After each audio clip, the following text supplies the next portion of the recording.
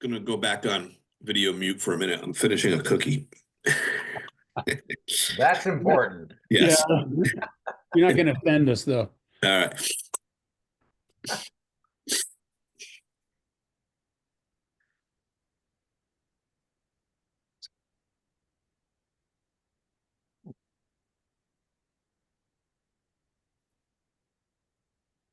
Good evening. Michael, How you doing? good. Good. I'm hoping everybody is able to get in. This is only our second webinar meeting. Okay. Hello, Simone. Happy New Year. Same to you. Happy New Year. Hi, Sarah. I'm in. I made it. Hi, everyone. Happy Sarah. New Year. As soon as you said that, Woody, I'm like, no, please let this work. And it didn't. And here we are. Very good.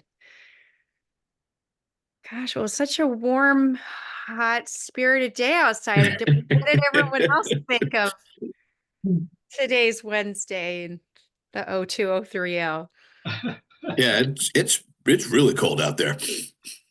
I'm getting very tired of my garbage cans getting blown over by this wind. It's just like we're not in like the Midwest or Yeah. Yeah, I can hear the wind howling out there right now. So Have you seen that in the fires? They're getting 100-mile-an-hour gusts in California. And yeah. Pacific Palisades. It's Yeah. Yeah, it's really scary. Really scary. Simone, you want me to do the minutes tonight? Yes, Okay. please. Okay, great. what kind of question is that? You know the answer. All right. I'm going to wait 1 or 2 more minutes and then get started because technically we have a quorum, I think. We do. I'm going to quickly go off screen and grab a glass of water. I'll be back momentarily.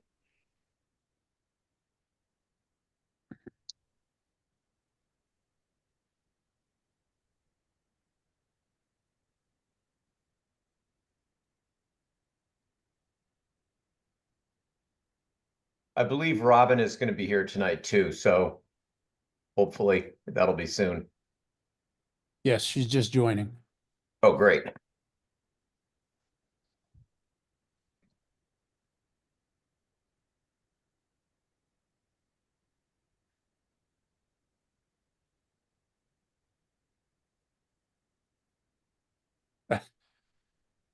So it was a technically challenging capital budget meeting last night. It was Well, quite entertaining. Yeah. Hopefully mine won't be quite as entertaining tonight. I don't know. I just had a Zoom call prior to this call, and neither of us could get into the call. I don't know what happened. So we both ended up having to do it on our phones. It was the most bizarre thing. huh.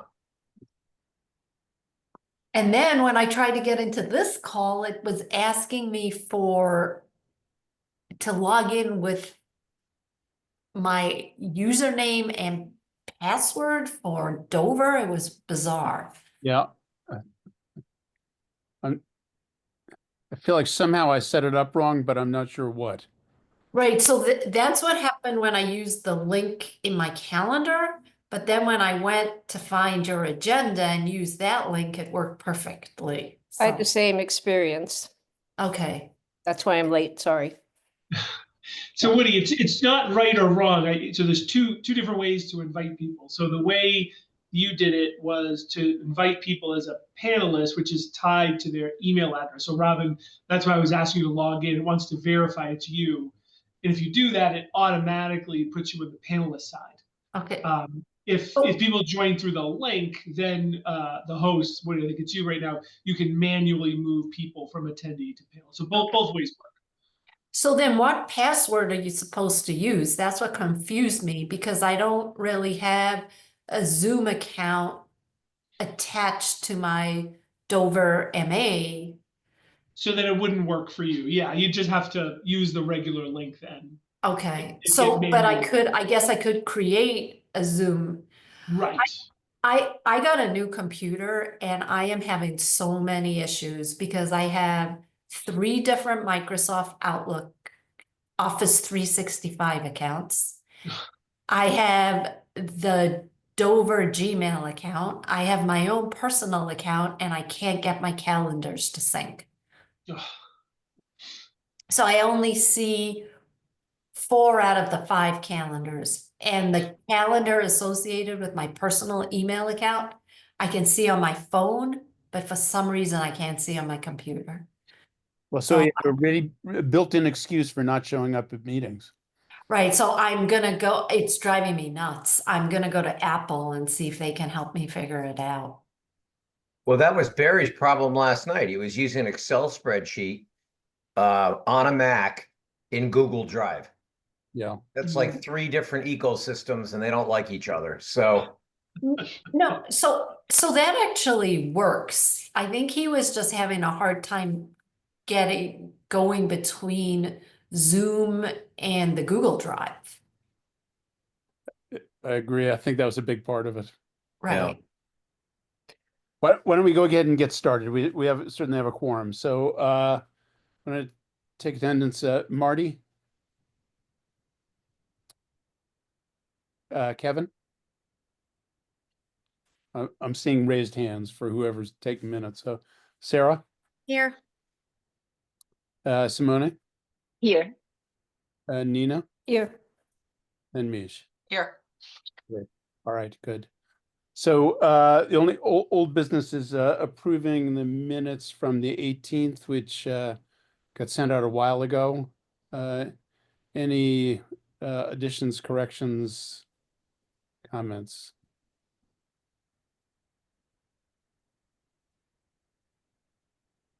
I wasn't here. Great. If not, do I have a motion to Approve or accept. I move to accept the minutes. and a second? Mish. All right. Marty? Yes. Kevin? Yes. Sarah? I was not at the meeting. I will abstain. Okay. Well, I guess I should abstain. I don't know. I wasn't there. Okay. Simone? Yes. And Nina? Yes. And Mish? Yes. Great. So major order of business tonight is I just have to let Janet in. It is a presentation from Michael and Carl and Robin about the budget and how things are get put together. This is the beginning of our real season here. So things are starting to kind of heat up in terms of what goes on. So just to set the stage for things, there was a capital budget meeting last night at which it looks as though the total is somewhere between $5 and $6 million in requests. I think that was the final word, wasn't it, Robin? Which is a dramatic increase from prior years. We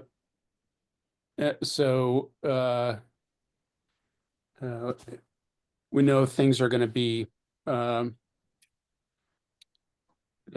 tight in terms of just what the requests are going to be and how the budget's going to work. So we'll start tonight kind of learning about how the budget gets put together, prepared, and then hopefully we'll have an actual budget next week. Next week. Great. So just to kind of set the stage, and then I'll turn it over to Mike and Carl. So tonight, what we thought might be a good thing to do is just to kind of remind the Warrant Committee about the town's strategy or financial strategy and what we're trying to achieve. And really what that is we're trying to stay within the tax levy and try to avoid spikes in the tax rate. So that being said, we thought what we would do is just go over tonight, our financial policies, our finance philosophy, just some of the terms that we're going to be using as we go through the budget and pull it together. So it's more of an education piece, so that when we meet next Wednesday, what we expect to have next Wednesday is just the actual model that we used last year, pulled together which will represent our preliminary or first draft of the budget. And just to caution everybody, that is going to include everything that everybody has asked for. It's also going to include placeholders for costs that we aren't sure about. I think we can say with certainty that the number we are going to present next Wednesday is probably going to be the high watermark. And from there, we will, as we get better data, as we have conversations, we will begin to work down that number. But the reason we wanted to pull everything together is to get a sense and to understand, based upon our financial strategy, which means no overrides, staying within the tax levy, what can we afford in fiscal year 2026? And once we know that number, we will know how much we need to trim from the budget. And then we will begin to use the many tools that we have that will help us get there. Our goal is not to have overrides. Our goal has also been not to do additional excluded debt, because again, what we're trying to do is not to have spikes in the tax rate. And when you do a debt exclusion, it's going to be a temporary, maybe that temporary blip is for 20 years, but it will be a blip in the tax rate that will drive the rate up. So we've been trying over the last, and successfully, 5 or 6 years to really manage the increase in the tax rate. It's going to be a challenge for us this fiscal year, but we'll figure out where we end up. Well, where we start and what we need to do to meet the financial goals that we've set for ourselves. And then we'll work together with all the committees trying to figure out how we can get what's needed to run the town. So I just wanted to give that as a little bit of background before Mike and Carl go into the presentation. Great. Great. Thank you, Robin. And thank you, Woody, and the Warrant Committee. I appreciate it. I'm going to try to share my screen. And I'm sorry, this is being recorded, right? Yes. Okay. Yeah. Thank you. and can you see can you see my notes, or can you actually see the full screen? We see the full screen, Mike. This Okay, is perfect. Good. Thank you. Let me just move this out of the way. And we'll also send the presentation right after. Yeah, be happy to do that. Absolutely. So I think Robin stole my notes for my first slide. Sorry. No, I'm glad you did. But so just to recap, so I'm going to go over kind of what I'm going to call like a budget 101 in terms of what the budget process looks like, what goes into it. Robin's going to review a couple of slide decks from a few years ago about our financial reserves and OPEB. Even though they're a few years old, they're still applicable because we're still following those policies today. And then Carl's able to talk through a little bit about the budget model, so you can kind of understand what goes into the budget model and therefore what comes out. And then, as Robin mentioned, we'll be here next week with actual numbers for FY26. So, budgets are really more than just dollars and cents on a spreadsheet. We really talk to them as value statements. It's really a reflection on what Dover values and what it holds important. And there's two pieces to that. So one is the operating budget, which is kind of the day-to-day, what helps the town run, and also the capital, which I know Barry was here, I think, a couple meetings ago. So I won't go too in depth on the capital project because you've heard that from Barry. And then I think, as you know, but just to highlight, our budget runs on a fiscal year that begins on July 1st and ends on June 30th each year. So there's a lot of key players involved with this. So you, the warrant committee, it starts with your memo to departments and boards and committees, setting the guidance and expectations of what you're looking for in budget requests. And this year you looked for a level service budget. And your job is to review those budgets as we bring them to you and make recommendations to town meeting, not just on budgets, but all of the warrant articles that come before the town. We'll talk a little bit more about that in another slide. Capital Budget Committee, again, you've heard from Barry, but they're making recommendations specific to the capital items. Obviously the Board of Selectmen, myself, our department heads that run the departments, that help us understand what they need to do the jobs that they're tasked with. In Dover, and in a couple slides, we'll just look at an org chart. It's a little outdated, but I think it'll give you a sense. Dover has a lot of independent town boards and committees. So you may be familiar. Many towns have more of a top-down structure. Typically, it's a town manager form of government. We have most boards and committees are appointed, and everything kind of funnels through the town manager and Board of Selectmen. We're more and more flat here in Dover. So we have boards and committees. Their budgets don't necessarily come through or approved by the selectmen or the town administrators. Obviously, they go directly to the warrant committee as independent elected boards. Obviously, you've met with Don. You're going to meet again regarding the school budget. We are part of a regional school, the Minuteman Regional School District. And then ultimately, residents and town meeting. Town meeting has final approval, final ability to approve, amend, or disapprove the operating budgets, the capital budgets, and any other items that come before them. Woody had mentioned, there are a lot of new members, and so just want to make sure we're all operating from the same starting point in terms of what town meeting looks like. So, we throw around the word warrant a lot. And it's kind of an odd term, but it's all the articles, which we'll talk in a second, but that come before town meeting for consideration and vote. And it's really important to understand that only the items in the warrant can be discussed at town meeting. So once the warrant is closed and voted, nothing else can come before that town meeting. You would have to wait for a subsequent town meeting. The Board of Selectmen are in charge of the warrant, and they approve and move forward what articles are to be in there. And that can come forward through the selectmen directly. Boards and committees submit articles. Often on a yearly basis, you see things like zoning changes from the planning board. And then also residents can come forward with what's called citizens petitions, and they can bring their own articles directly forward to town meeting on the warrant. As we mentioned, each of the articles just kind of broadly defines what town meeting will be voting on.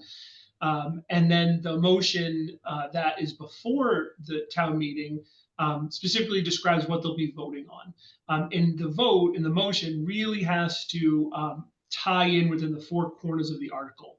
So it can't be anything more broad than what the article states. The reason for that is an expectation that if you're home and you read the warrant, you believe you're going to vote on X, that's what needs to be voted on. You can't find out later that town meeting changed the article or changed the motion to go beyond what was being considered. So you are limited, and that's part of the job of the town moderator, is to determine kind of what's within or without the scope of an article.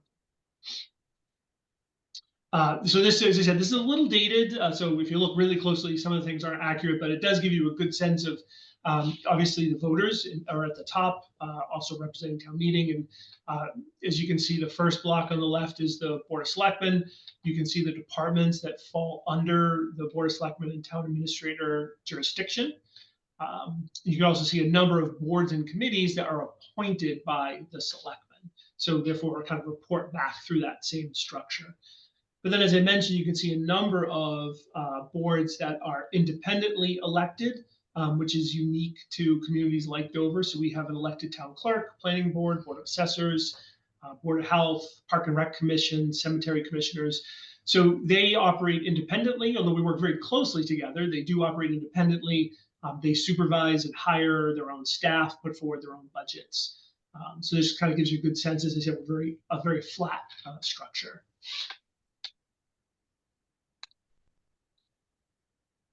So as Woody mentioned, we're starting to get really kind of in the heat of the season, but just a really brief overview of kind of the timeline. So, budgeting really is a year-round process because we're always monitoring the current budget as we prepare for the next one. But in terms of if you're going to kind of have to put a start and finish, things really get started in September when capital budget issues their guidance, similar to what you do. They issue guidance to departments for capital requests. That's followed by the guidance you issue in November. Each year, the Personnel Board presents what we call here a market adjustment, but it's essentially a COLA for all non-union positions. And they make that presentation to the selectmen, and the selectmen then vote on that. And that gets built into the budget for salary increases each year. Budgets are due to this office in December. And then, as we just talked about, I'll be coming before you with Carl and Robin next week to present our preliminary kind of first crack at the budget.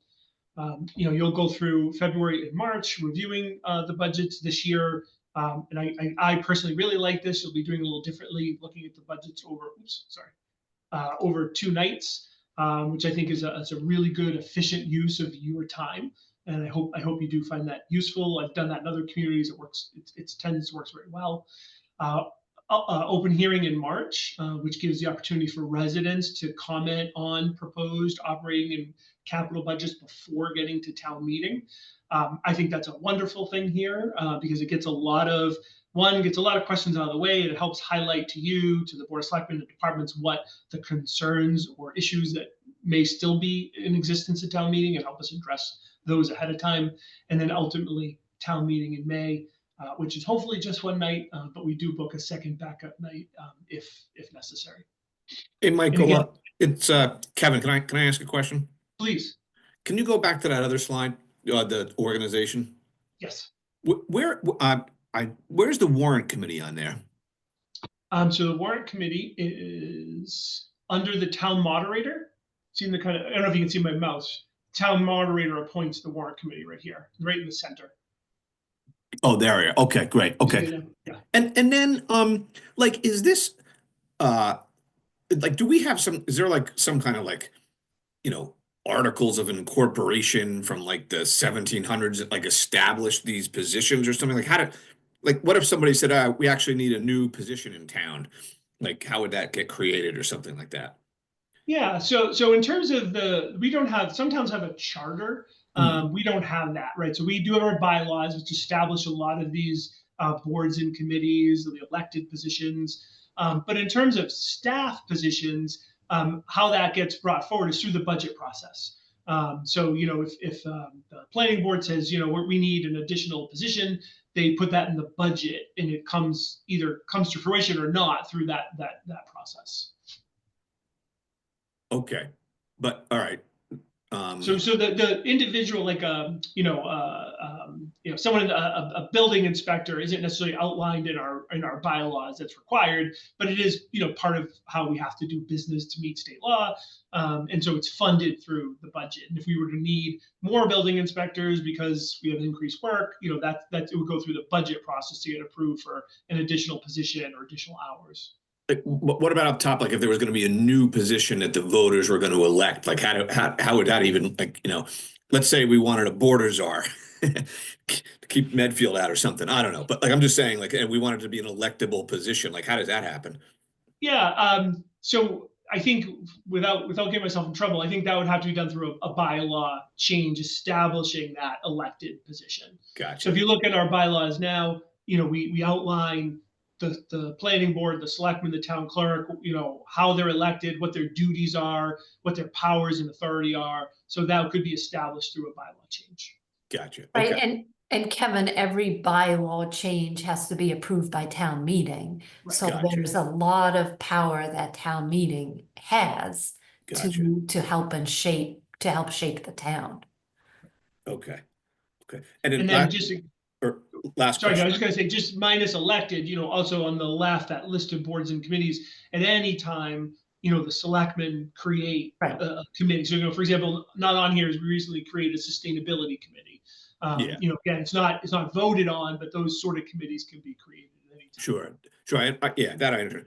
Last question then is, like when you move to a town, so if you move to Dover, you're just automatically accepting whatever town, like, you know what I mean? Like, I guess that's like, you just kind of, you're there and because these are all established, that's what you're obligated to live under. I mean, I'm just curious about that. Yeah, no, that's a good question, but yes, right. So whether some towns have a charter which outlines how the structure and form of government, in our case, it's our bylaw, but right, you are walking in and willing to accept that when you move to town, right? Gotcha. Okay, thanks. Absolutely. Right, and for many people, the town meeting is different. Like Needham has a different way that they do town meeting than Dover. Right. And people that move here from places like Newton or Brookline, it's very different to them as well. Although Brookline is very similar, even though you would consider Brookline a city, but. Right. And you can change your form of government. So as Rob was mentioned, we have what's called open town meeting. So any registered voter can come to town meeting. Some towns have representative town meetings. Like so Needham. you have precincts that elect someone to come forward. There are towns that have city form of government. So I'll use Franklin for an example. They're a town of Franklin, but they have a town council. So it operates almost like a city council. They don't have a mayor, but they have a town council. So again, there's no town meetings, there's no selectmen. All the business is done through town council. You can change from a town administrator to a town manager. Right now there's a study of going from 3 selectmen to 5. So those are all things that can be changed, over the course of time. With Okay. And town you have to be a meeting registered approval. voter though to attend town meeting or to vote at town meeting? Yes, Okay. correct. So when you go to town meeting, you're checked off as a registered voter of Dover. Before you enter town meeting, there are constables there making sure that you're an actual resident of the town of Dover. Right. Okay. And to be clear, kind of just, to go to town meeting, anyone can go, but Yeah. to vote at town meeting, you have to be a registered voter. So there are non-residents, there's actually a non-resident section, whether it's town employees or maybe residents who aren't voting members but want to come and watch. You might have someone from out of town, or a state rep sometimes will come and watch town meeting. They don't live in Dover. So to clarify, anyone can come in, but you only can participate if you're a registered. Do we have residents that aren't registered to vote, or is that just a very, very small population? We do. I don't know the number, but we do. Yeah. We have foreign residents that are living here under different kinds of visas. Okay. All right. Thank you. My husband is one of them. There you go. Okay. Huh. So he could attend town meeting, but he would need to sit in the visitors section. And they're Correct. given a little bracelet. Right. Okay. Yeah. Interesting. Okay. Thank you. And the selectmen actually have the ability in terms of serving on boards and committees. If you're not a registered voter, the selectmen can actually vote to waive that requirement to serve on one of their appointed boards and committees. So we've done that a couple times recently. The selectmen have voted to say, John Smith, they're not a registered voter, but we'd like them to serve on the sustainability committee, and they can do that. But we can't do that. Can't waive that for town meeting. But they still can't vote at town meeting. Correct. Okay. All right. Thank you. Absolutely.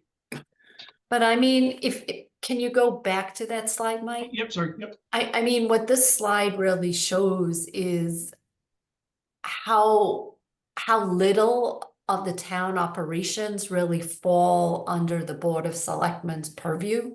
Right. You're very decentralized. Which makes things a little bit challenging at times, but this is how we were set up as a town way back when. Okay. So I think we've finished this slide. So right, May town meeting where you vote on all the warrant articles.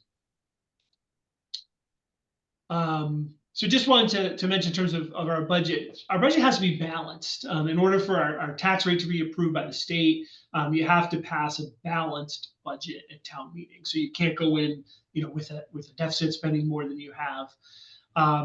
Throughout the year, town departments cannot exceed their approved budget. So, if the selectmen have X number of dollars in their budget, they can only spend X amount.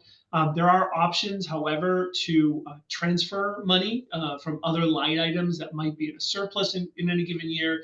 And also the warrant committee has control of a small reserve fund that departments can go to you and the selectmen and say, hey, we've had this unforeseen circumstance this year. We're going to be, in a deficit if we don't get extra money, and you're able to allow that money to be transferred to a department. One thing that's a little different is that town departments are not bottom lines. We have salary and expenses, and you can't move money between the two, nor between departments. We can get permission to do that towards the end of the fiscal year, the last 3 months. So if the police had a real excess money, but the fire department spent a lot, you could switch money between those. The schools, however, have a bottom line budget. So they just get one number for anything, and they don't have to worry about those sort of intricacies between what line items they spend it on. So they have a lot more flexibility than the town side does. Right, and I think like coming from the corporate world, which was something that I had a hard time really putting my arms around. But a balanced budget means that our revenues equal our expenses. And because of that, every year we need to budget some amount of contingencies in the budget. Because if we don't, then there's no funding for those contingencies. So I think this is a really important thing to understand as we go into budget season.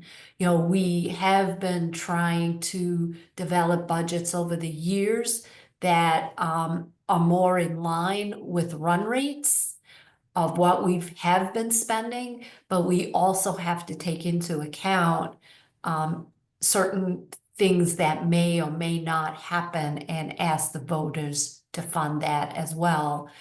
Alternatively, we could have a larger reserve fund, but philosophically, that's not the way the town has done our budgeting.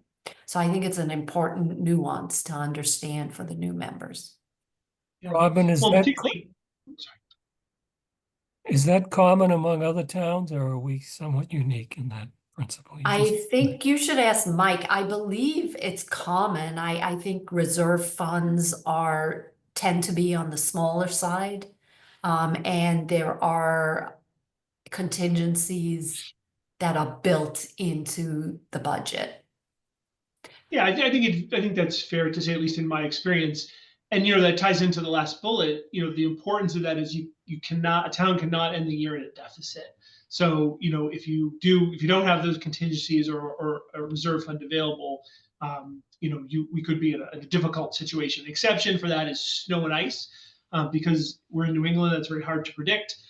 There is deficit spending allowed only for that category of budget. And any deficit spending becomes part of the following year's budget.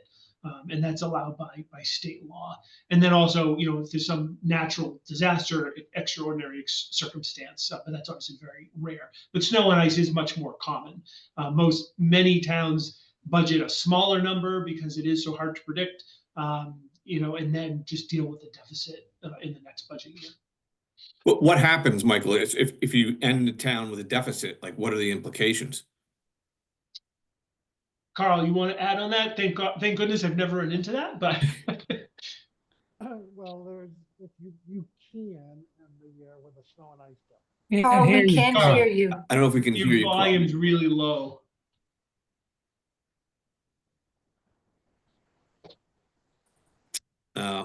Sorry. This is not picking up your microphone. That's fine. We don't have to. When he gets it, we'll get back to that. Okay, all right. Right, so you know, for snow How and about- ice. Okay. That was better, Carl, we heard that. Is it better now? Much better. Yes. So you can end the year with a snow and ice deficit because we can't predict the winter. And then that deficit gets automatically gets built into the next year's budget. So it doesn't go before town meeting, it's just automatically we have to provide for it in the following year. Oh, okay, all right. But So Kevin, I'm sorry. I thought you were talking about if we were to overspend not in snow and ice. Was that your question, or was it snow and ice? no, that's not snow and ice. Like if we ended the year in a deficit that wasn't related to snow and ice, you were like, that's gonna, Yeah. like that's like a really serious violation. Like what? I just curious, like what happens? Yeah, Carl. Do you know that answer? I don't know that. Yeah, it does happen. It does happen on occasion where we'll just miss something, and we'll let a department or an account overspend. And then what happens is when we close that fiscal year, we have to provide for that deficit. So at the end of the day, it sort of automatically reduces our reserves, or what is known as free cash. It automatically reduces it by whatever you overspent. So is that the second bullet on this chart, Carl, that you're describing? It's actually would be, if we had it, it would be a third bullet. The second bullet is, in some cases, you can go to the Department of Revenue and get approval to overspend the budget. Many communities did that during the COVID years when they were incurring things they didn't budget for COVID. And the state allowed us to basically deficit spend. Dover did not do that, or did not have that happen. But it's sort of being complete here. If we had a third bullet, there would be we made a mistake item and we've overspent an account. And is it true that the solution would be to use your reserve funds or transfer from another item in the budget? Well, usually if we know about it, we don't make a mistake, we would use the reserve fund. There are occasions where you don't realize it until September when you're closing the previous fiscal year that an account got overspent. And that's when it sort of just, I'll say it comes out in the wash, but it ends up reducing that year's free cash by the amount of that deficit. All right, but you're not like you're not getting some kind of like charter revoked from the Department of Revenue, or like snap elections. It sounded. I guess, Michael, it just sounded a little more dire the way you described it. Like that's going to really, But it sounds like you just roll that amount that you're spent over buying to next year's budget, and you're just starting out with that much less you have available. That's right. I think in reserve, I think that's true, but I think it's more of I guess I'll call it, for my purposes, it would be a black eye, right? Snow and ice, right. We get that happens. It's almost like designed for that. Yeah. But if we overspend, as Carl said, we just missed something, and my office overspent, $50,000, and now we got to take it out of reserves. It's just not a best practice. Sure. Okay, I got you. All right. It's really an indication that there's something wrong with our internal controls, and we need to fix that. Okay. However, there is a circumstance, and Carl, you can correct what I'm going to say, or Mike, but as you know, out of district spending, you also don't have control over. And to the extent you fund the school budget for what you believe the budget's going to be, and if you have a very large out of district case that comes into the town after town meeting that you need to fund for, I believe you have to go to town meeting and ask for a special appropriations to cover that. That is mostly accurate. Where you go back to town meeting, the the one change that was made in state law within the last 5 or 7 years is if you have during a school year an out of district student moves into Dover, the state aid that was going to the other town for that student, it follows the student into Dover. Okay. So it has tended to make that situation you described, it still happens. It tends to be a little bit less frequent because their special ed funding that comes from the state follows them now from the other community into, in our case, into Dover. And then Dover or the new community needs to absorb the piece of that that isn't covered by the state aid. That's right. Thank you. Okay, so we're going to talk about where our money comes from, because as Robin mentioned, the way a balanced budget works is we can't exceed our revenue. So that's kind of where we start.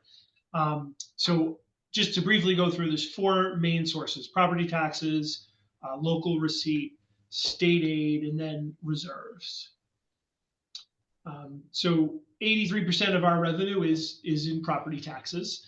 I know that Woody reviewed Prop 2.5, I think, at your last meeting, so we won't do that again. But there are limitations, as you now know, on property taxes for Prop 2.5, the levy limit, new growth, potential overrides or debt exclusions that can work around that.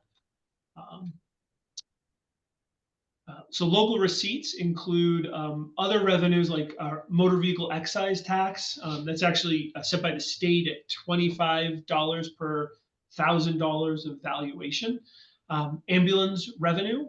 So we do bill for our ambulance runs. Permits. So whether it's building permits, septic permits, we have alcohol licenses we issue, very limited food permit licenses we issued, and other fees that we bring in. And we do look at adjusting our fees as appropriate, in raising them where we can. At the end of the day, they're really not a big source of revenue for us. But it's important to note that we have to set the fees to match the cost of the service. And that's actually was a SJC decision that, if you applying for a shed building permit costs us, $100 in terms of time and reviewing the plans, having an inspector go out to approve it, we can't charge more than that. So it has to be kind of equivalent to that. So while we do look to adjust them, like I said, it's not a huge source. And then state aid. Often you hear this referred to as a cherry sheet. And as I understand it, used to be printed on a cherry colored piece of paper. I think that's right. So for us, it's kind of 2 forms. One is, we call it UGA, unrestricted general government aid. So that's funding to the town side, and then chapter funding, which is state aid for education. And I think Dawn talked to you about that. And then we work really hard to look at other opportunities for federal and state grants. Those are off budget, so there's no town meeting appropriation required. If we were to obtain a grant from the state for a certain construction project, for example, we can receive it and spend it without having it appropriated by town meeting.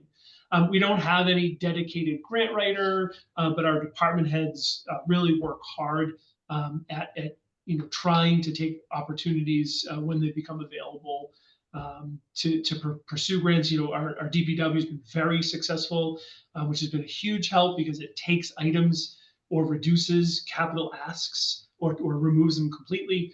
Our Parks Department and Planning Department just worked together recently and got money to terms of our rail trail design project. And those are funds that would have to come from the town if we didn't get them. So we really appreciate all the work that goes into trying to pursue those grants. And Michael, is there a municipal or state clearinghouse that is the source of knowing when there is a new program or request for applications, so that you feel comfortable that you've cast the net wide enough and are in the loop in terms of what's out there? Yeah, so it's really important for us to be involved with, there's a lot of local associations, so Mass Municipal Association, all the different departments have their own groups like DPW, Board of Health, Building Department, they have their different associations. And often there's email listservs that come through them or from the state that make us aware of grants.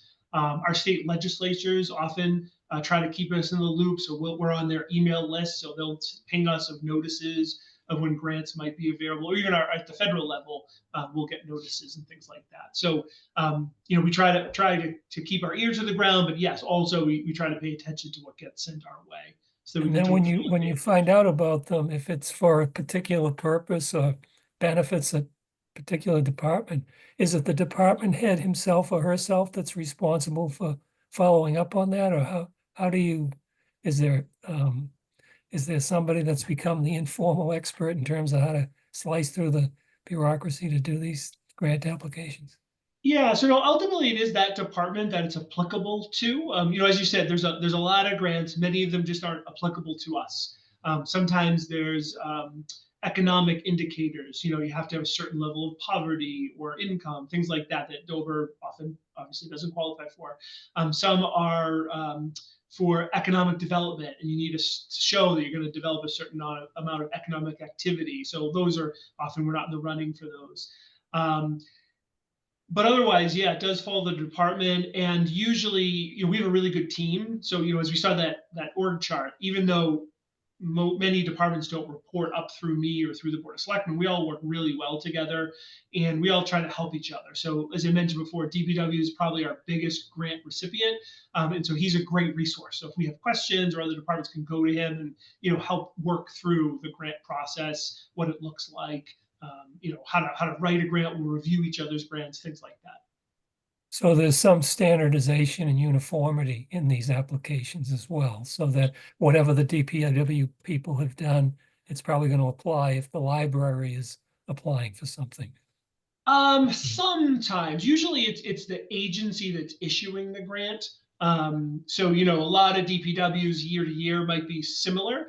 And sometimes they'll try again. So, I'll just give one example. I know Kevin worked really hard last year for a grant. He didn't get it. It's the same opportunities available this year. So he's taking that existing proposal based on feedback he received. He's refreshed it, updated, he's resubmitting it. So sometimes it's helpful in terms of they look similar, but oftentimes no, because the library gets grants from very different agencies than DPW would, and they don't always match in terms of the process or the requirements. But one of the things that we do, Marty, is when a grant is turned down, we go back and try and reach somebody at the agency to understand why that grant was turned down. And, that was when we first started looking at the rail trail, we applied for a grant and we were turned down, and we went back to the agency and asked why, and they said because the basic premise of this grant program was to have these rail trails connect to one another, and because Dover did not want to connect to either Medfield or Needham, they felt that we weren't eligible to receive the grant. So, that was really good information to get. And that feedback loop then got incorporated in future grant applications. Right, and at that time, I don't know if you were living in Dover, but a compromise was reached not to connect, to pass this at town meeting. And so now to do the design, we understand that when we go to town meeting, it's a prerequisite to get any kind of grant money from the Commonwealth to connect. So we're having a design done that assumes we would connect to both Needham and Medfield. And what, in the case of DPW, which seems to be the high performer when it comes to grant applications and awards, if you were to have turnover in that upper management level, is there some retention of the memory bank and processes so that you're not starting from One square question. Yeah, no, that's a great question. DPW is a good example, but all of our departments, we don't. One is we're still working to get fully staffed, right? So that's important. But there isn't much of a bench. And so we are working hard to try to start to build that, to build some cross training, even just day-to-day operations. We're working on something, it's a terrible name, but it's called a bus binder. And so in case I get hit by a bus, there's a binder on my desk that you could come in, open it up, and have some concept of what should be happening at this point in time in the year. Yeah. I'd like to change it to a lottery binder, but it just doesn't flow as nicely. If I win the lottery and leave, you could figure out what I'm doing. So we are working on that, trying to fill positions, try to look to upgrade maybe positions so that people can take on some of that responsibility, and we don't lose all that institutional knowledge when someone goes to another position. Yeah. And the process you described for Dover, is that pretty common at similarly sized towns and structures? Or Meaning not having a kind of a bench. well, yeah, and it seems to be dispersed. It's sort of each tub unto its own bottom as grants come up, and you try to learn the phase. And I'm sure if you went to each department, there's somebody that's the go-to person right now with respect to grants. And Yeah, I know. I think that for this size community, that's pretty standard. Yeah. Larger communities have dedicated grant writers, but that's not us. That'll be awesome someday, but not now. Yeah, and I guess it would be too much to expect the state and federal government to get some uniformity or standardization, so you don't have this problem at the local level. Right. Yeah, good luck with that one. Yeah. That's institutional knowledge is retaining it is also in the private sector always a challenge too. Once the one engineer that knows everything walks out the door. Yeah. Right. Two quick questions, Michael, on the sources of revenue. What about are there ever land sales if Dover, the town, owns property and wants to sell it? Is that another option? Yeah, I mean, it's certainly possible, whether it's town sell buildings or equipment, things like that. That it's not a yearly thing, and it's not always huge money, but that's certainly possible. Okay, and then is there a separate commercial tax rate for this? I know we have a handful of businesses in town, but is that something different, or it's just property tax? We have a single. Yeah. So we have what's called a single tax rate. So that means every Gotcha. property, residential, commercial. I honestly don't know all the specific dynamics, but when you're in a community, when the commercial tax base is of a certain size or percentage, it does make sense to start looking at what's called a split tax rate. Okay. So often, right, the commercial will play a higher rate, and that takes some of the burden off the residential rate. Okay. I'm comfortable saying Dover will never be in that spot. Gotcha. But Okay. you do hear that in other communities. There are split tax rates. Yes. Right. Okay. Right. And just in case you asked this question, one new thing that came up this year was the new rental property on 109.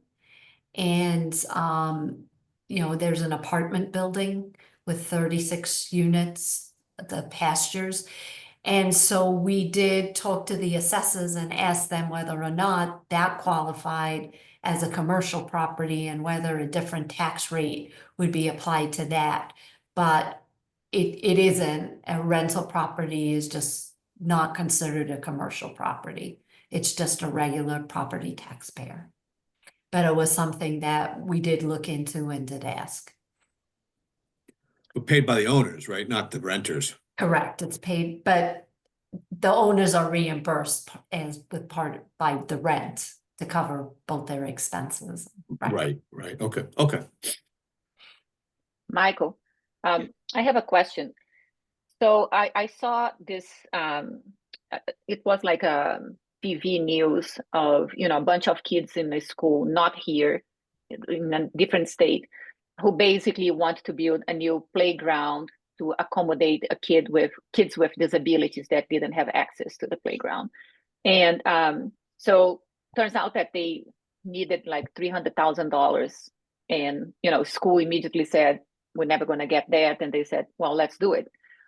So kids raised the money through baking sales, car wash and so on, but they actually ended up getting a lot of support from community, meaning local businesses, people who want to also donate as well.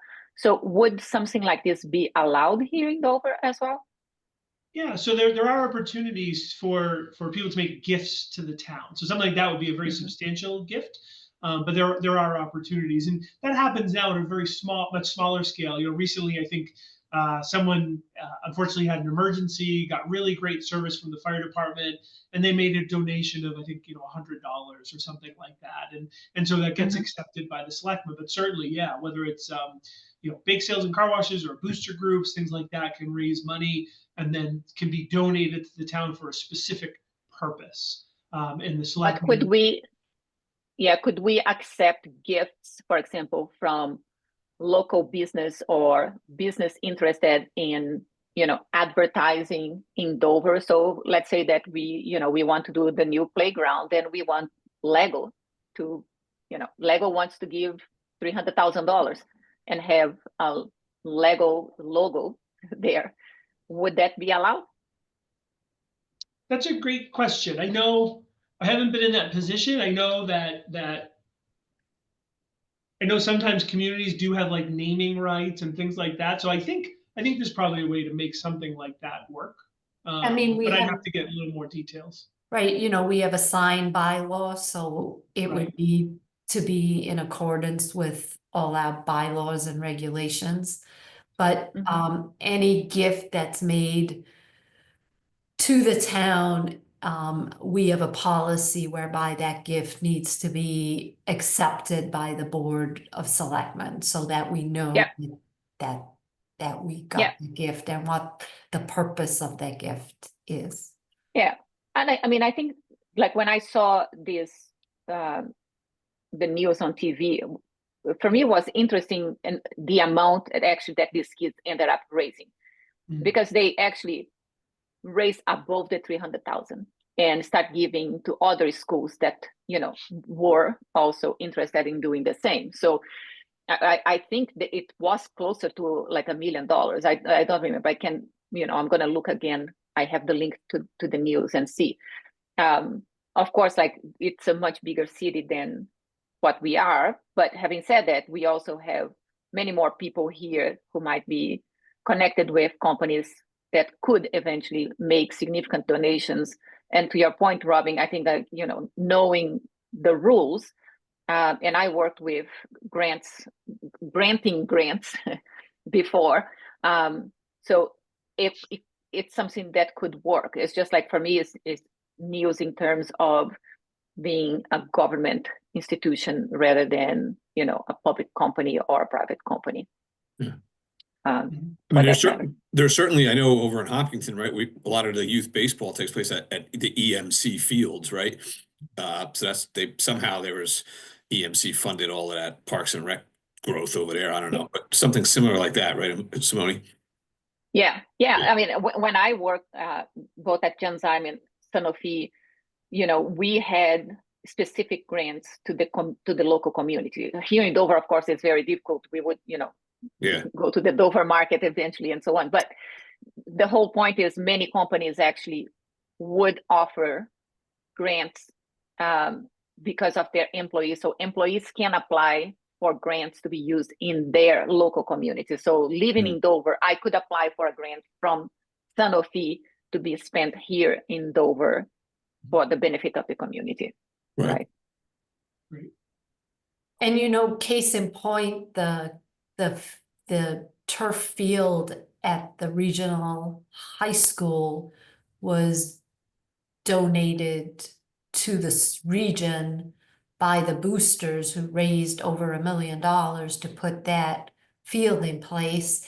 And the two primary donors elected to name the field after Nora Searle, who was a young woman, a young student that died prematurely. So they didn't want to take the naming rights. Rather, they wanted to name it after the student who was passionate about soccer. Yeah. Okay. So that does happen. Okay. Thank you. Thank you. Okay. So another part of the revenue is called, we call reserves. It's made up of two pieces. So the first is free cash, and that's for any end of year surplus. So that could be we collected more revenue than we estimated. Could be we didn't spend all the money that was appropriated to us. It includes any prior year's free cash that just wasn't appropriated. And it's important to note that the calculation of free cash is based on the balance sheets as of the prior June 30th. So for example, in this upcoming 2025 town meeting, so it gets so confusing, right? It's calendar year 2025 town meeting for a fiscal year 26 budget. It's actually going to be based on the June 30th, 2024 balance sheet, which was FY24. So that's the free cash that we will have to use in this upcoming town meeting.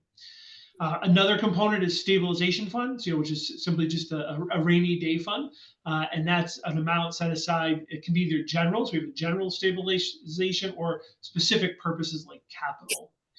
And as Robin mentioned, she's going to talk a little bit more about the reserve policy that the town established after this. We also have another form of money that departments can use. It's called revolving funds.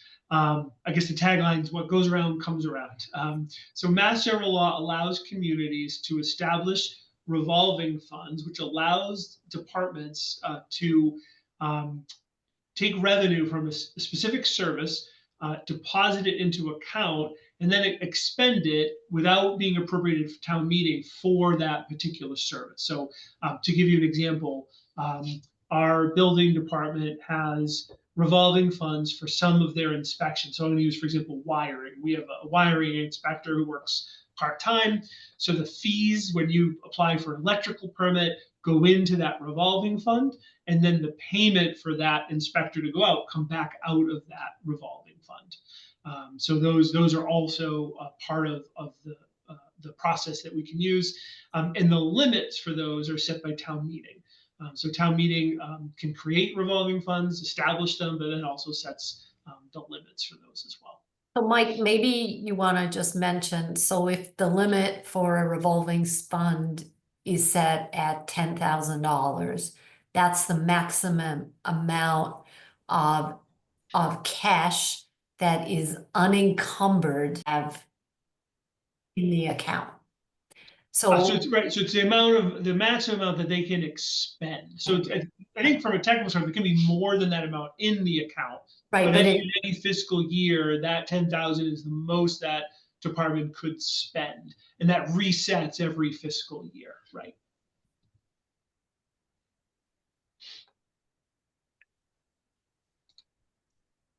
All right. So now, where does our money go? So really two main types of expenditures, right? So fixed costs, which are things we generally have limited or no immediate control over. So healthcare, pension, workers' comp and general insurance, our debt service. We have certain payments that go to the state and county. For example, we're a member of a mosquito control project, things like that. And then operating expenses. So that's the cost of running the towns and the schools each day. So salaries, electricity, gas, vehicle maintenance, postage, all of those things. And then this is our FY25 budget, just to kind of show those expenses, how they're kind of divided out. I won't go through all of them, but it's very clear. You can see the schools take up over 50% of the budget, and that's true in many communities. You can see the departmental levels and the different percentages. You can see the larger portion of the pie, some of our fixed costs, like our insurance, our pension, our debt and interest, and things like that. So that's how this is how things settled out at the end of the last fiscal year. So now. So what's the composition of general government? I don't have so that's, I think it's mostly, so think of the townhouse, so not including departments of listed here. So not DPW, not Park and Rec, not Board of Health. So, accounting, our office, assessors, those sort of departments. Okay. If you break them out individually, the pie is just way too small. So right. No, I know. Together, right? Yeah. So like under protection and person, so these costs include personnel costs in each of these categories as well. Correct, correct. This is the total budget, right? So it's salary and expenses for police, fire, right? Exactly. Okay. Yep. And so the schools includes their personnel costs as well. Correct. Correct. Yep. Right. So that's all I had to kind of just budget. Well, I'm calling budget 101. And then, Robin, did you want to briefly talk through? Do you want me to pull up the reserve slides, or do you want to do that? I don't know. I can pull that up, and I'm basically repurposing a very old presentation from 2020 just to give you guys some background on the reserves and how we came up with the strategy that we have in place today. So let me share my screen. Robin, while you pull this up, Michael, can I just ask you a quick question? Do we have any mechanism to track, for example, all the activities that happen in town? What is the percentage of the population that gets direct benefit? And what I mean by that is, if I look into Parks and Recs, I would estimate that the vast majority of the programs will be directly impacting children and teenagers. If I look to the library, maybe it's 50-50, or a bit more towards Council of Aging, or something like this. Do we have any way to see how like residents actually benefit directly from these activities?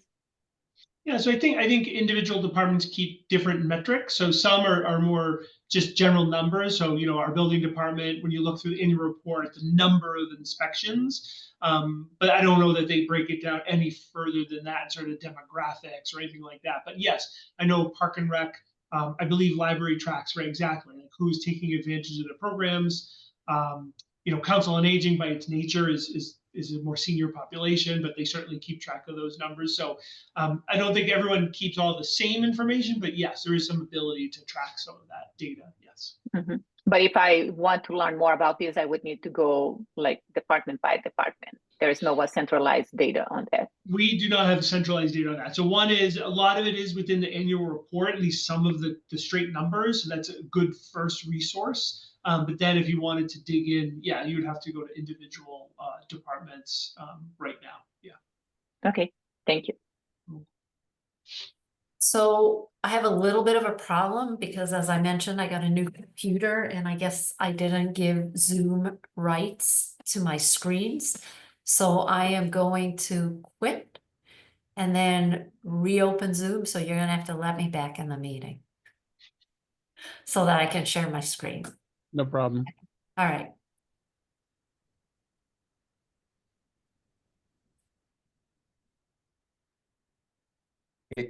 Now that Robin's no longer with us, I can speak. I have a question for you. On a revolving fund, if a revolving fund is supposed to be spent each year, how do they grow? So the vote of town meeting sets a spending limit. It doesn't set a cap on what could be put in there. Got it. Because I was just curious. There's an unsubstantiated rumor that the Park and Rec revolving fund is well north of $300,000. I don't know if that's true, Carl. I don't know if you could help weigh in on that, but I was like, all right, that's so far above and beyond what is approved each year. But you just explained it, so thank you. But Michael, am I correct? Parks and Rec is actually by statute. Yep. So and thank Separate you from other revolving funds. Yeah, thank you for the question. So I didn't get into deep in the weeds, but I appreciate you asking the question. So right, some funds are set by statute. Some funds there are limited things that can be created directly by a board or a committee. So for example, I believe our planning board and ZBA have funds that they voted to create. But those ones like planning and ZBA, and the name's going to escape me. Carl could probably tell me what they're called. But those are the money comes in, the money comes out, right? So a developer will submit money for, to bring in a consultant, and then the planning board pays that consultant through that account. Some are set by statute, like Park and Rec. You're absolutely right. So, for example, Dave, to your point, while we do approve a number of revolving funds each year, Park and Rec actually isn't one of them, because that doesn't need to be reapproved every year as part of that revolving fund article. The only thing I would add is we're required by state statute to report on the revolving funds. The money that comes in, the money goes out, the balance. So that table is put in towards the end of the blue book every year.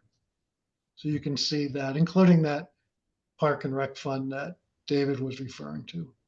Right, and Park and Rec has a reconciliation that they do each year, and so they can show you by the various programs that they run, what funds came in and what funds came out for those programs. And they actually use some of the excess funds to launch new programs to see if they may or may not be successful.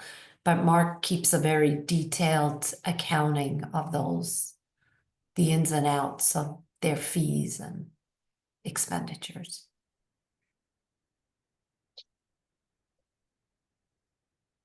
Which when I was on Warrant, they used to go over with us, so you could ask for that too. I'd like to add something small, having gone through many bylaw revisions with this committee and my first appointment. I'm familiar with that bylaw at the end of the Blue Book, which members of this committee and previous can agree we agonize over at the end of the year. But it is Massachusetts General Law, Chapter 44, Section 53E and a half, if anyone wants to look into it further. I guess I'm just curious, how could a revolving account have like, in other words, if bills are coming in and you're paying it at a revolving account, like how can that grow in excess funds then? Or like, I don't understand that. Or maybe it doesn't matter, but like, how could there be monies above and beyond what we think should be in a revolving account? Like that wouldn't just be given back to the town as free cash at the end of the year? Are you asking me, Kevin? Because my answer would be surplus revenue. Okay.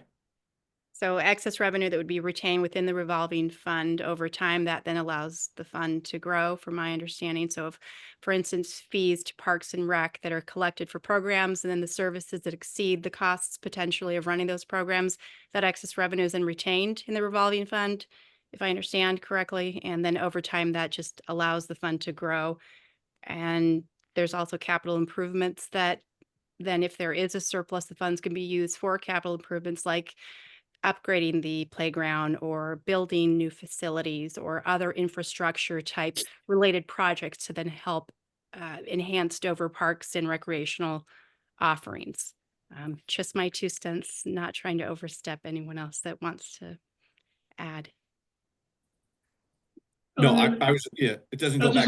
So just give you another example that ties into some of what Sarah just said. So last year, town meeting actually approved a new revolving fund for DPW, specifically for solid waste and recycling program sales. So DPW has an opportunity at the transfer station to sell metal back to a company, and so, so we can actually make some money on that. Deposit cans, things like that. So that money will come in, will go into that revolving fund. But any one time, the first time they do it, I don't know, I'm gonna make up, they get $100 back in cans, they can't do anything with that. So they'll let that build up over time. There's a maximum amount that they can spend in a year, but they could let it build up. And then to Sarah's point, maybe they need to purchase a new piece of capital equipment, like a container for those products, right? It has to be used for a similar service, but that's the intention. They build it up till it reaches a point where it's then useful, then they can buy something with it. But the money could grow beyond that. If there wasn't a need for something that year, I'm going to make it up. If it said at $5,000 in a year you put 10, and then the next year you spend the 5. But there are opportunities for it to grow if they're not spending it all in that given year. Okay, so it just, okay, so, but it doesn't automatically have to get transferred back into like the general town's reserve funds, like, so that everybody starts, you know what I mean? Like, The balance doesn't start at 0 every year. The spending limit goes back to 0 every year, but the Gotcha. balance in the account does not go back, reset to 0 every year. okay, okay, Right, the only funds that have to get returned to the town are, you know, expended budget funds. Right. And Okay. those flow back into free cash. okay. On your example, Michael, can I ask a question? It might be a little bit beyond what you want to talk about tonight, but I was just curious on the controls. If the transfer station sells scrap metal and cans and things, is there a vendor that's been identified that basically shows up every once in a while and picks up the stuff? And then there's a check, I assume, that gets paid to the town and it gets credited into this fund for the transfer station? Is Yeah, that I don't know the specifics. I have to defer to Kevin, but that could potentially be the concept, right? Or, with other examples, it's fees that are coming in, things like that. So, we're not charging for stickers for the transfer station, but if we did, those are things that the money could go into an account like that to then be used at the transfer station. No, I was just asking Robin about the internal controls on something like that, where you have these little businesses, if you will, in different departments. How does that all work? Yeah, so we can, I'm not sure, but you know what Marty is, being an accountant, is saying that there's opportunities for potential fraud here. So what controls do we have in place to ensure that the vendor that's picking up the cans is an approved vendor of the town and not somebody's buddy who then is gonna split the profits. So, and I'm sure there are controls in place. I just don't know. So we can get back to you, but I'm sure there are controls in place as to where the money goes, and somebody's reconciling that bank account, and it's not, so there's one control there, but I don't know exactly how it works. 'Cause I assume in the case of the transfer station, everything gets accumulated in a dumpster or someplace, and somebody shows up and picks it up, and there's some agreement on how much they took and what the payment is, and it comes into the town somewhere. Right, so Wellesley picks up most of the recycling, so we have a contract with the town of Wellesley, and they come in, I know, every week or every other week with large trucks, and they take our stuff. Or we have an outside contractor, I believe, that takes the stuff to the Wellesley transfer station. And then Wellesley reimburses the town directly for any valuables that are part of our recycling. But I don't know how the cans work. It used to be that the Boy Scouts before COVID would come in and pick up all the cans and then use those proceeds, but. Yeah, and I'm not concerned about the cans or the transfer station. I just want to make sure, as there's these different departments that have these side businesses going on, that there's. Well, the contracts are directly with the town and not with the department, so the checks come directly to the town. But, I'm not sure of the intricacies of how this works, but there are people in the townhouse that know, so I'm sure there's a diagram or workflow somewhere that we can share with you, because we are audited by external auditors, and I'm sure this is something that they look at. Well, we're like 2 to 3 years behind on the audit, aren't we? We're catching up. Wouldn't it, sorry, Robin, if I could just ask some clarity on that, wouldn't then the vendor, once they collect the items, then, as you said, they issue the payment to the town, and then that payment, is it then redistributed to the transfer station's revolving fund to then be used to cover cost of operations, maintenance, or capital improvements then related to the transfer station? Or is it all absorbed 100% by the town of to then be used? Right, so I think the things that go into the revolving fund are designated to go into the revolving fund. And I'm not sure exactly what those activities are. You know, you're getting into the nitty gritty operations of the town, to which I am not an expert.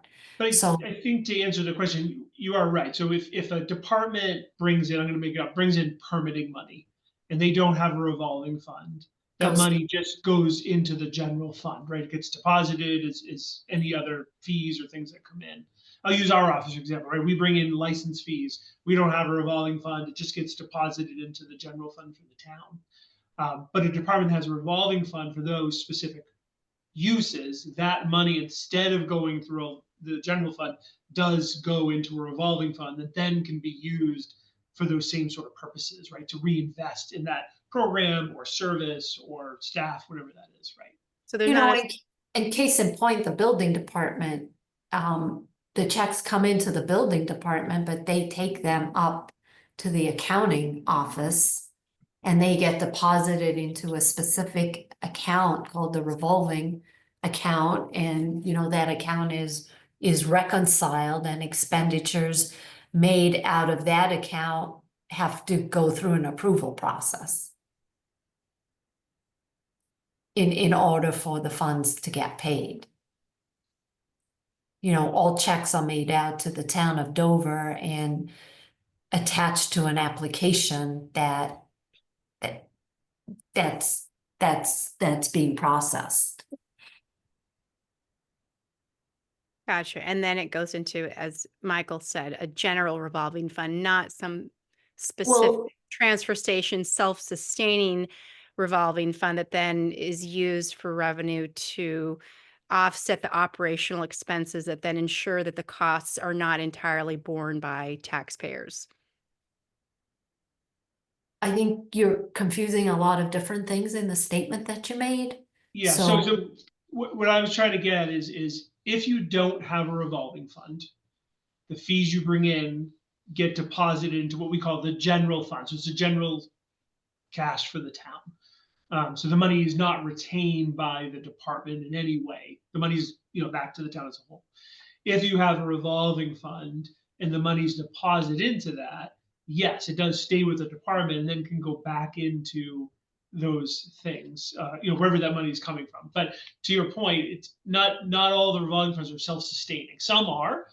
So for example, the concept, and I don't know if they actually 100% are self-sustaining, but the building department has revolving funds specific to gas, plumbing, and wiring. So the permit fees for those specific things go into those revolving funds, and then that staff is paid back out of that revolving fund. So yes, it does take the burden off the taxpayer. The alternative is the budget includes the salaries for those staff, and the deposits just go into the general fund for the town. And this way, you're right, you're taking that burden off in that case. That's right. Gotcha. Thank you.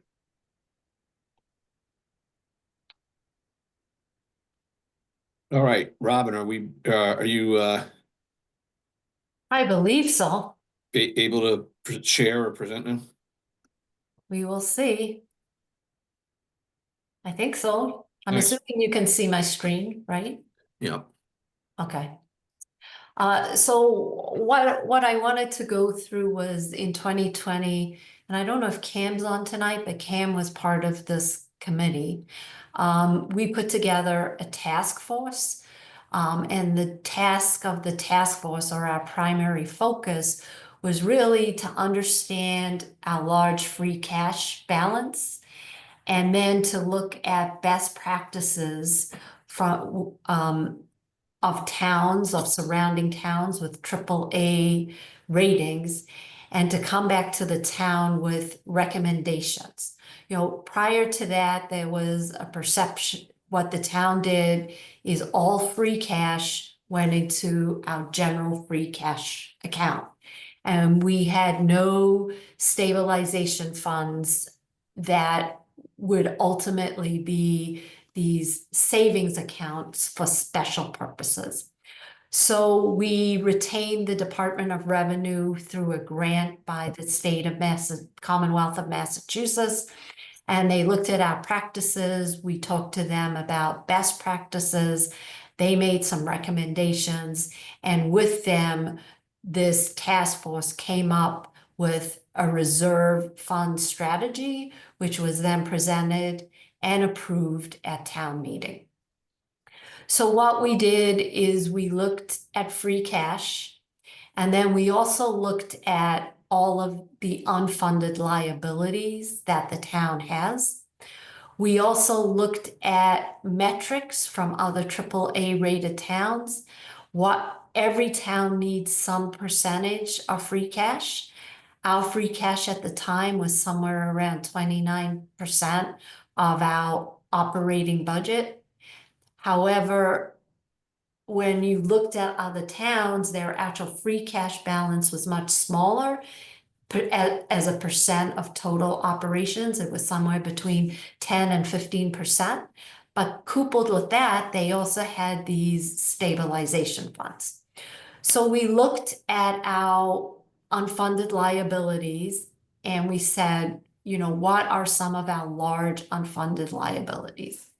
So the one was OPEB, which is the unfunded pension liability for retiree medical. At the town, we had done a really good job of funding that. We actually got back proceeds from a contamination lawsuit.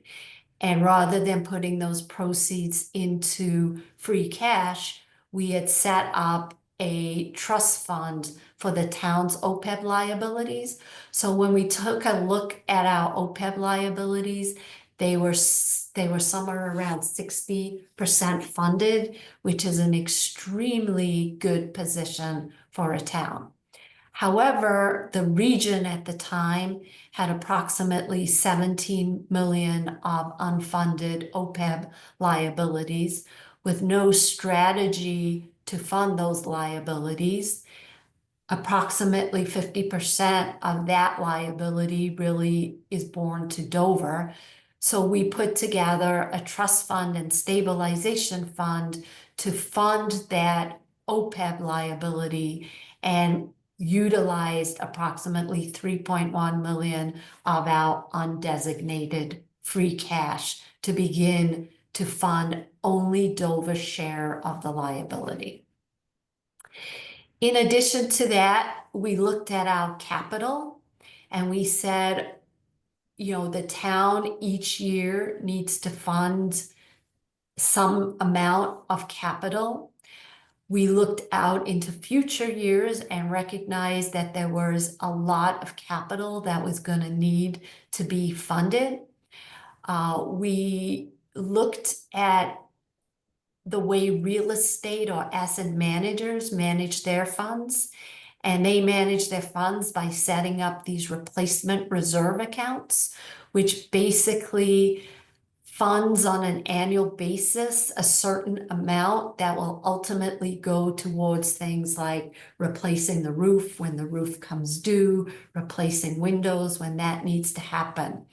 And we wanted to mirror that because what we wanted to make sure we could achieve was trying not to have spikes in our tax rate. So we also set up this capital stabilization fund. At that time, we felt that a good amount to seed the fund would be $2 million. However, after certain discussions and deliberations, it was determined that the town only wanted to fund or seed that stabilization fund with 600,000. So we only used 600,000 of the unencumbered free cash to fund capital.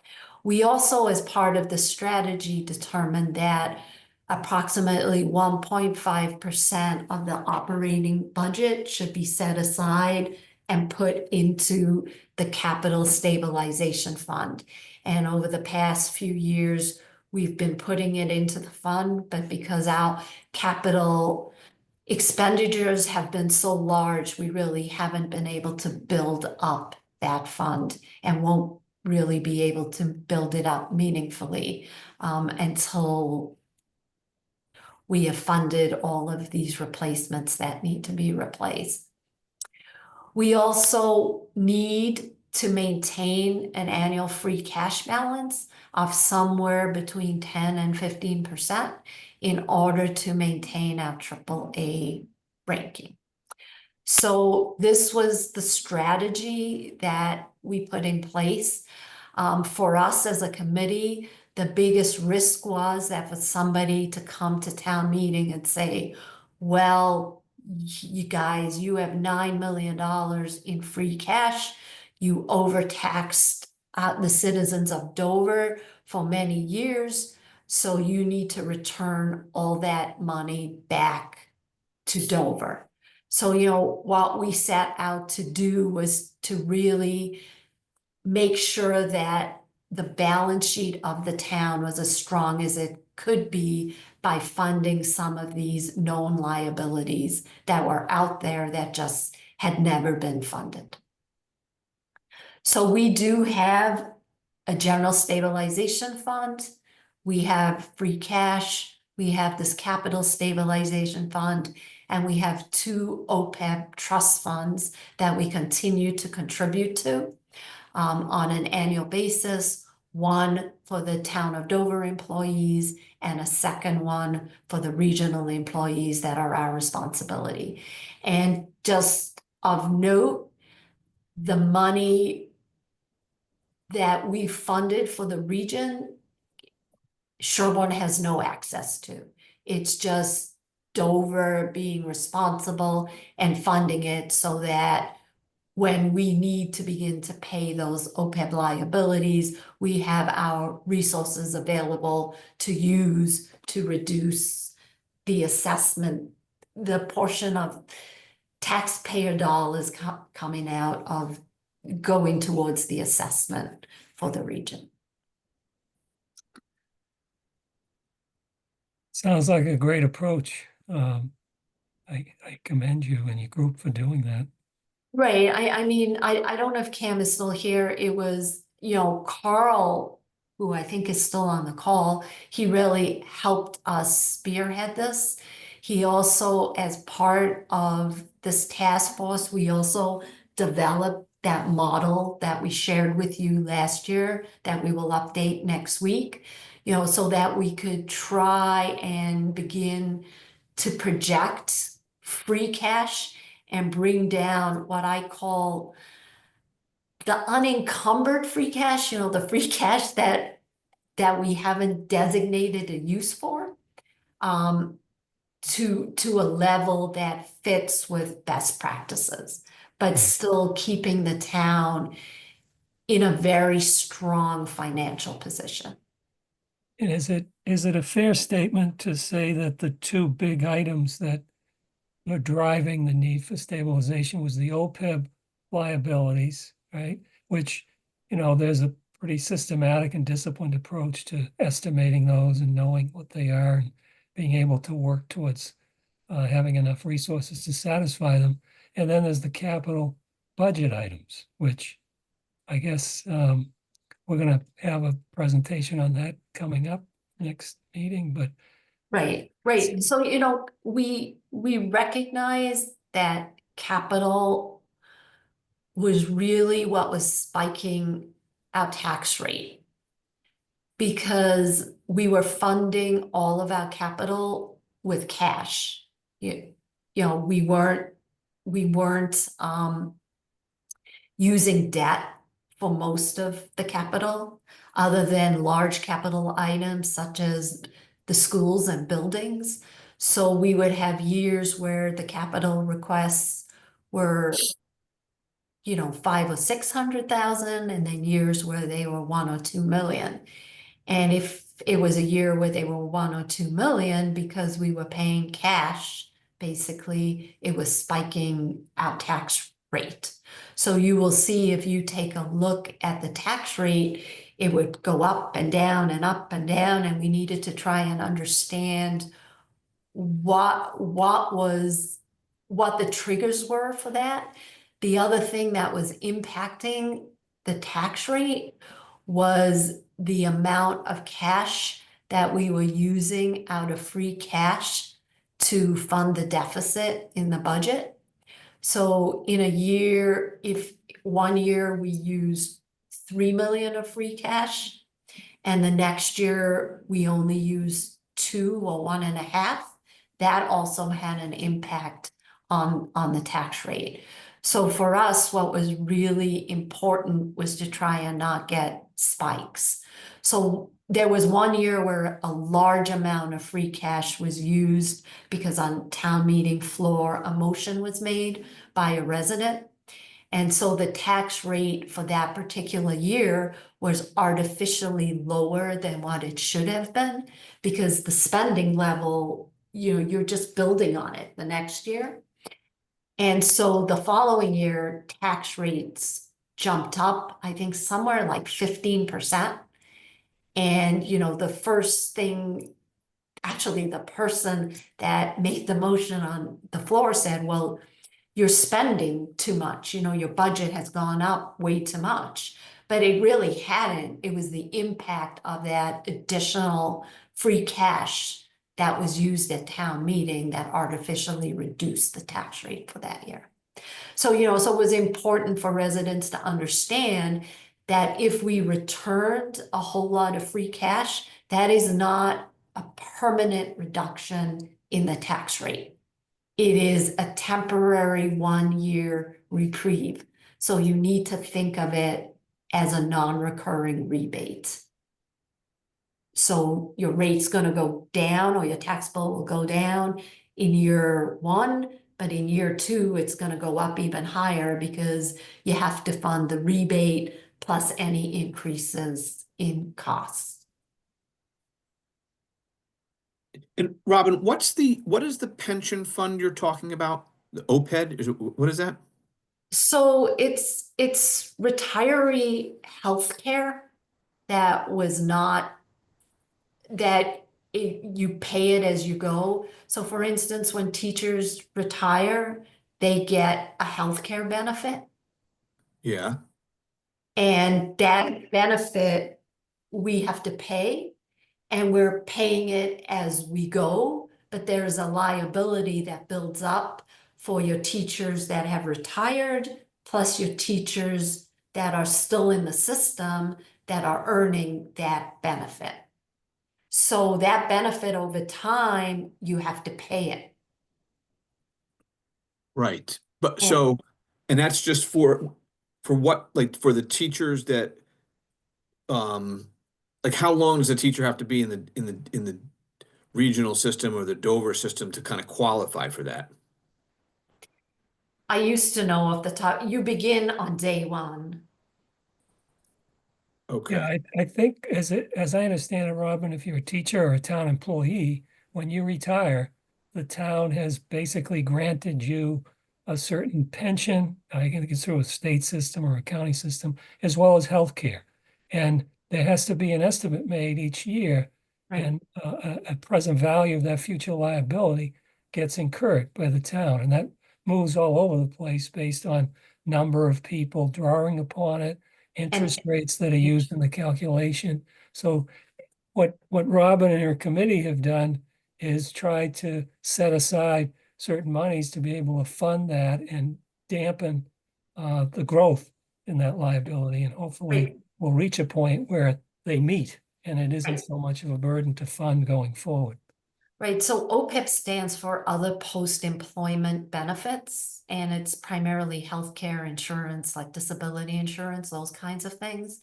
And each year, the various pension programs give the town an assessment, and we need to pay that assessment.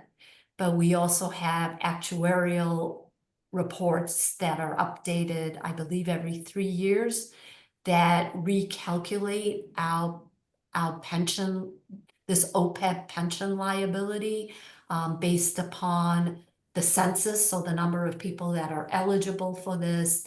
You know, you have to make assumptions on the return of your investments in the trust fund. Interest rates really impact that calculation. And then that's a proxy for what the town's ultimate liability is, but you're not paying it today. You're gonna pay it over the lifetime of the individuals that have this benefit. Okay. So, you know, many towns, this benefit has not been funded at all, and it's very large. And Right. so it's the rating companies are starting to look at that. So we were very forward-looking in making sure that we were funding these liabilities. Okay. And then this is because you mentioned something else that I had heard in old Dover folklore, but there was it the mobile gas station or something like that? That was the proceeds that we got. So we got $1.8 million in a settlement and from mobile, and we used that 1.8 million to fund the town's OPEB liability. Okay, so if that hadn't happened, then we would have even been in worse shape, right?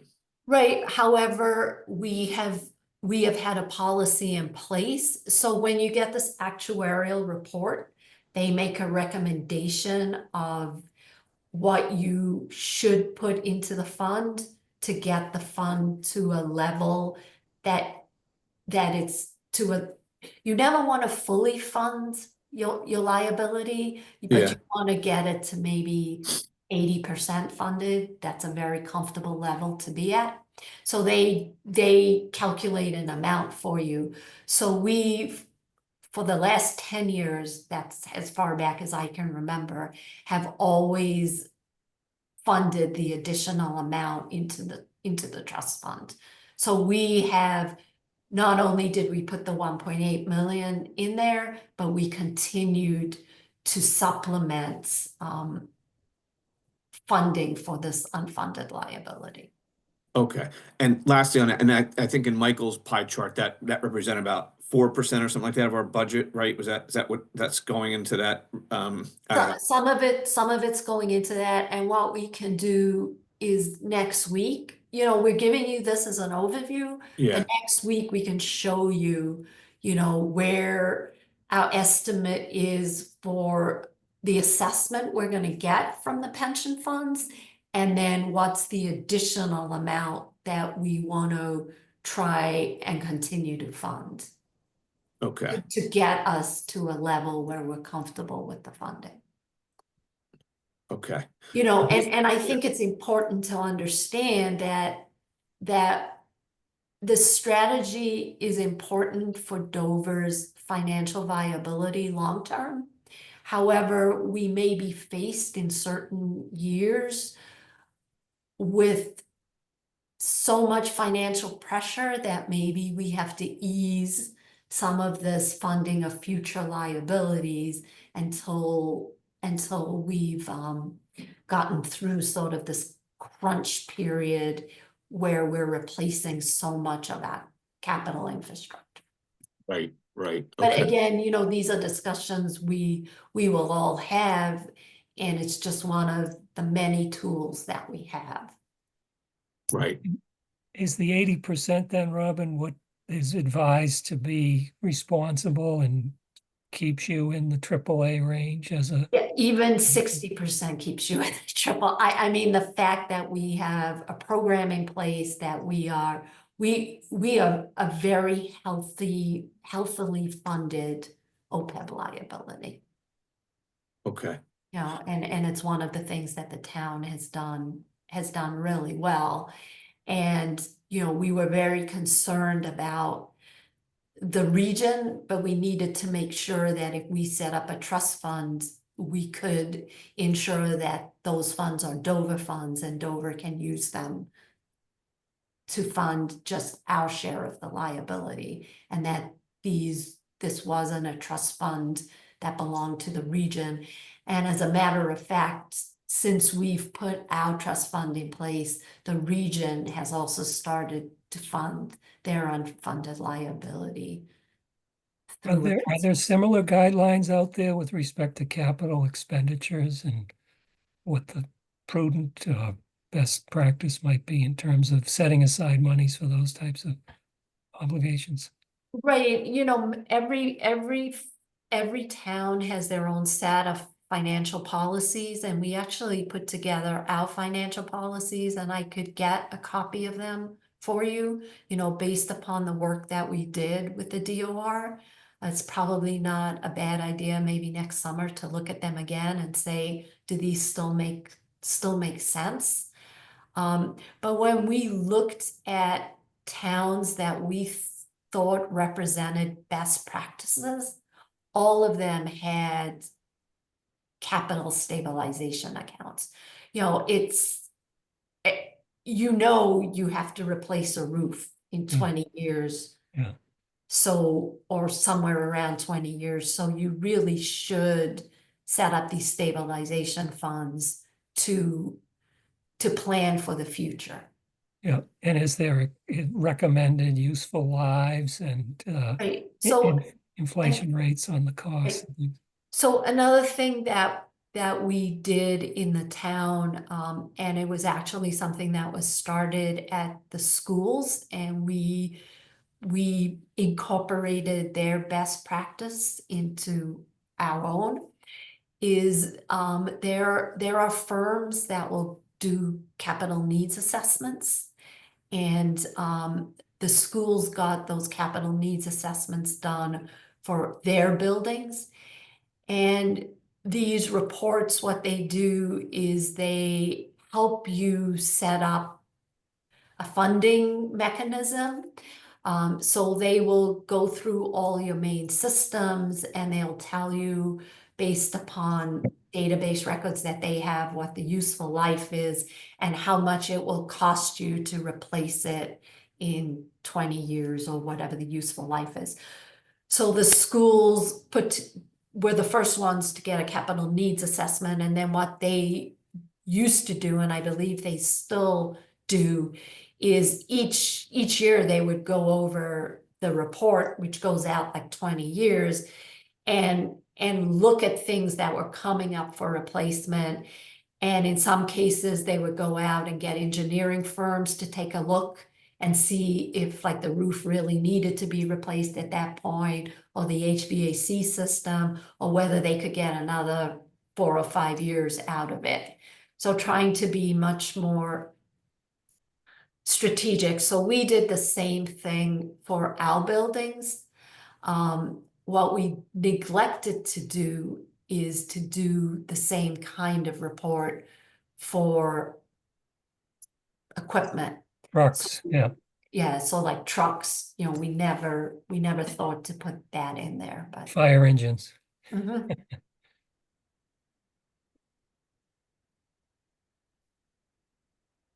And one last question on this. Is this, I mean, I imagine this is being driven mostly by, you know, the